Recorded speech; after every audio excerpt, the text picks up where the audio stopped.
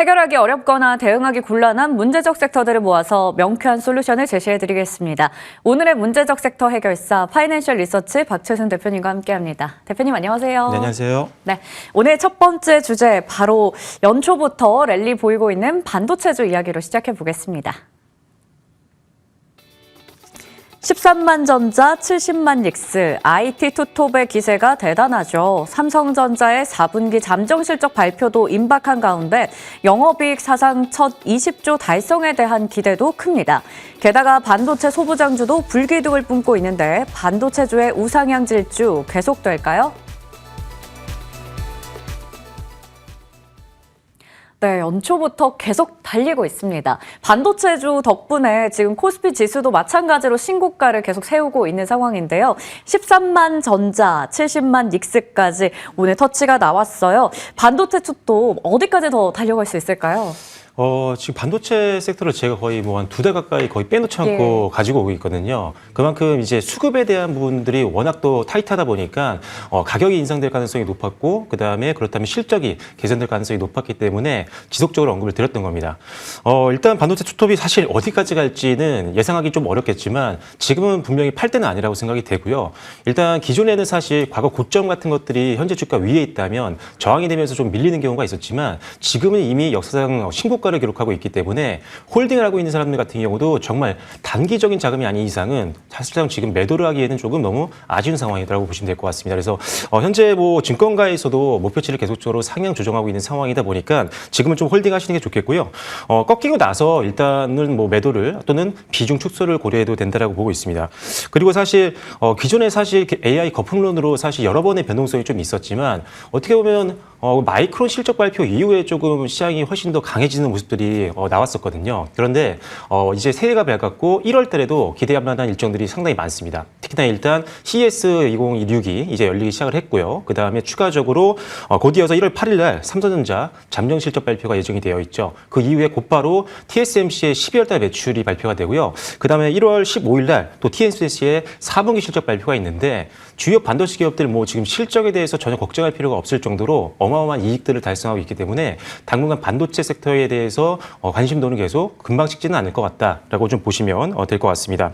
그리고 내년 같은 경우 사실 HBM4가 드디어 출시가 되는데 HBM4는 당연히 신제품이기 때문에 가격이 굉장히 비싸게 평가가 됩니다. 그리고 나서 이익에 대한 기여도도 높기 때문에 신제품 출시 효과까지 더해진다고 한다면 내년 삼성전자와 SK하이닉스 실적은 올해보다 훨씬 더 높게 평가를 할 수 있겠죠. 그래서 실질적으로 업계에서는 양사의 영업이익을 합쳤을 때 200조 원 넘게까지 보고 있는 상황이어서 올해 대비 2배 이상 늘어난다고 봤을 때 지금 주가는 충분히 더 추가 룸이 열려 있다고 보고 있습니다. 그래서 일단은 아무리 짧은 자금이라고 하더라도 삼성전자는 한 16만 원 이상 정도, 그다음에 SK하이닉스는 당연히 8만 원 이상 정도는 더 끌고 가시는 게 맞겠다. 이렇게 말씀을 드리겠습니다. 네, 좋습니다. 지금은 매도할 시점이 아니다. 홀딩 관점에서 말씀해 주신 건 앞서 얘기해 주신 것처럼 아직도 상승 룸이 남아있기 때문입니다. 관련해서 우리가 기대할 만한 요소들이 여러 가지 짚어주셨는데요. 그 안에서도 당장 이번 주에 삼성전자 잠정 실적을 내놓습니다. 작년 4분기 실적인데요.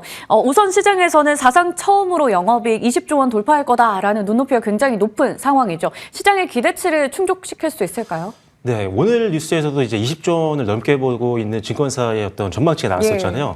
계속 상향 조정이 되고 있는데 일단 기본적으로 여러분들도 많이 알고 계시겠지만 고사양 메모리죠. HBM 시리즈 같은 경우는 지금 역대급 가격을 계속적으로 경신하고 있는 상태입니다. 그만큼 수요는 굉장히 늘어나고 있는 상태인데 지금 공급량은 제한이 되어 있다 보니까 가격이 계속적으로 급증을 하고 있는 거죠. HBM3 8단이던 12단이건 지금 모두 다 사상 최고가를 지금 경신하고 있는 상황이고요. 거기다가 사실 지금 DDR4 같은 경우로 봤을 때 이건 범용 반도체거든요. 그런데 이게 지금 $9 넘어섰습니다.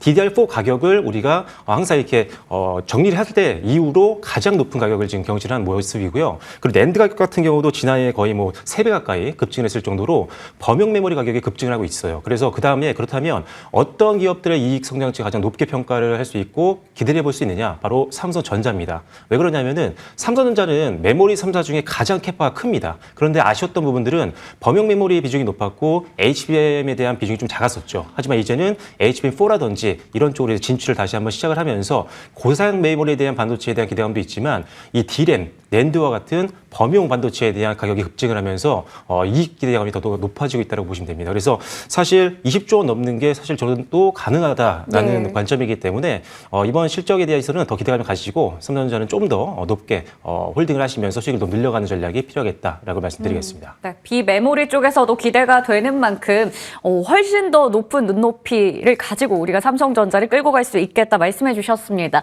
잠정 실적 발표 또 어떻게 나올지 기대가 되는 상황이네요. 자, 그리고 이렇게 IT 토토만 잘 달리는 게 아닙니다. 작년 연말에는 토토 위주로 움직였었는데 지금은 중소형주, 그 소부장까지도 온기가 퍼지고 있는 상황이거든요.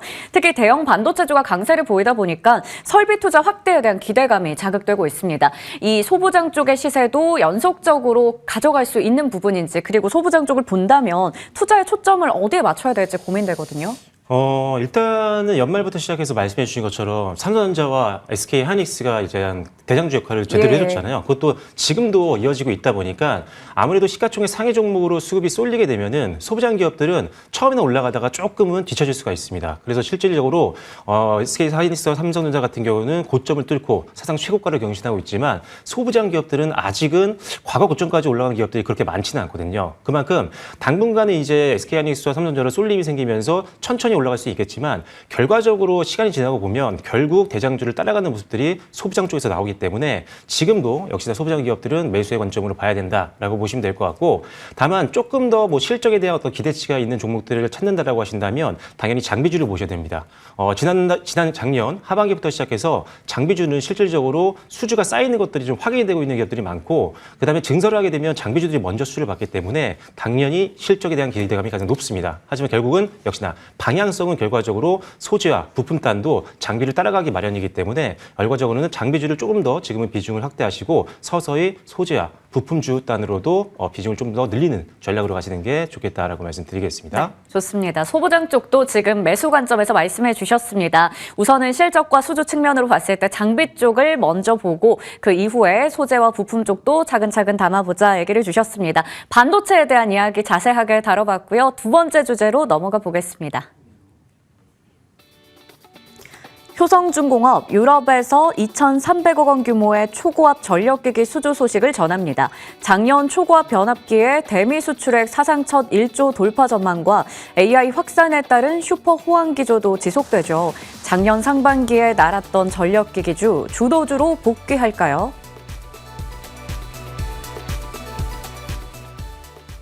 전력기기도 마찬가지로 수주, 실적 뭐 하나 모멘텀이 변한 건 없거든요. 여전히 좋습니다. 그러면 작년 상반기에 잘 날았던 만큼 이번에도 전력기기주가 다시 한번 주도주 자리를 찾을 수 있을까요? 네, 충분히 가능하다고 생각하고 있고요. 사실 이 전력기기 섹터를 갖고 올까, 조선을 갖고 올까, 방산을 가지고 올까 굉장히 네. 고민을 많이 했는데 일단 CES가 열리기 때문에 반도체 쪽에서 수급이 나온다라고 한다면 차양 메모리 나오게 되면 연관되어 있는 밸류체인인 전력기기 쪽으로 빠르게 좀 수급 이동이 가능할 거라고 보고 있어서 오늘은 일단 전력기기 섹터를 가지고 왔습니다.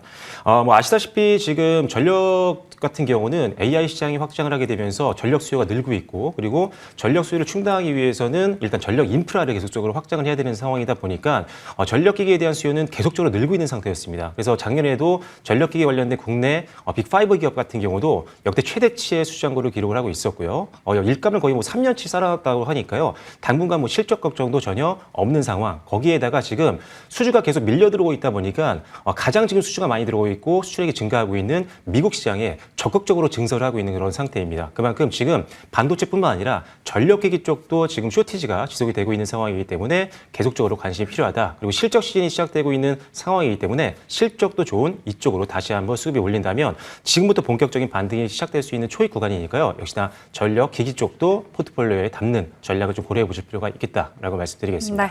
CES 모멘텀도 있고 실적과 수주도 너무나 좋기 때문에 전력기기 쪽 우리가 지금 담아봐야 하는 시점이다 얘기를 주셨습니다.